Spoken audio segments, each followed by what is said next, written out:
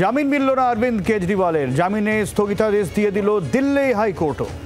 হাইকোর্টের বক্তব্য, নিম্ন আদালতে ইডির বক্তব্য ঠিকঠাক শোনা হয়নি, এই কারণে জামিন দেওয়া হয়েছে তাকে। জামিনের জন্য বেশ কয়েকবারই আবেদন করেছে নিম্ন আদালতে অরবিন্দ কেজরিওয়াল। নিম্ন আদালত অরবিন্দ কেজরিওয়ালকে জামিন দিলেও সেই জামিনের বিরোধিতা করে দিল্লি হাইকোর্টে গেলে জামিনে দেয়া হলো স্থগিতাদেশ।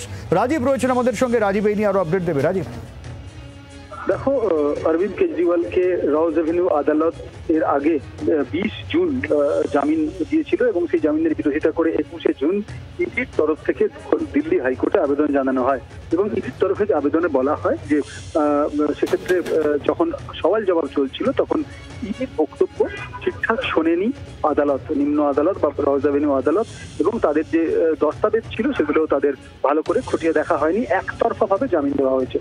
সেই সিদ্ধান্তকে চ্যালেঞ্জ জানিয়ে দিল্লি হাইকোর্টে গিয়েছিল ইডি এবং তারপরে দিল্লি হাইকোর্ট উভয় পক্ষের বক্তব্য শোনার পর রায়দান স্থগিত রেখেছিল। আজকে কিছুক্ষণ আগে দিল্লি হাইকোর্ট তাদের রায়ে জানিয়েছে ইডির আবেদন তারা গ্রহণ করলো এবং ইডির আবেদনেই তারা মঞ্জুরি দিল, অর্থাৎ অরবিন্দ কেজরিওয়ালের যে জামিনের আবেদন এবং জামিনের যে সিদ্ধান্ত তাতে স্থগিতাদেশ দেওয়া হলো। সেক্ষেত্রে আপাতত অরবিন্দ কেজরিওয়াল তিহার জেল থেকে বেরোচ্ছেন না, তিনি তিহার জেলেই থাকছেন। তবে এক্ষেত্রে তোমাকে জানিয়ে রাখছি, গতকালই সুপ্রিম কোর্টের যে অবসরকালীন বেঞ্চ সেখানে অরবিন্দ কেজরিওয়ালের তরফে আবেদন করা হয়েছিল এবং সুপ্রিম কোর্ট সেক্ষেত্রে জানিয়েছিল দিল্লি হাইকোর্টকে দ্রুত সিদ্ধান্ত নেওয়ার, এবং আজকে সেই সিদ্ধান্ত বা রায় আজকে নিম্ন আদালতের যে জামিনের আবেদনের যে স্থগিতাদেশ তা বহাল রাখলো।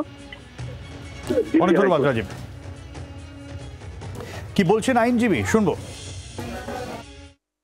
Initiated our arguments and has stayed order of bail in favor of Mr. Kejriwal. বাংলার আওয়াজ, বাঙালির আবেগ, জি 24 ঘন্টা।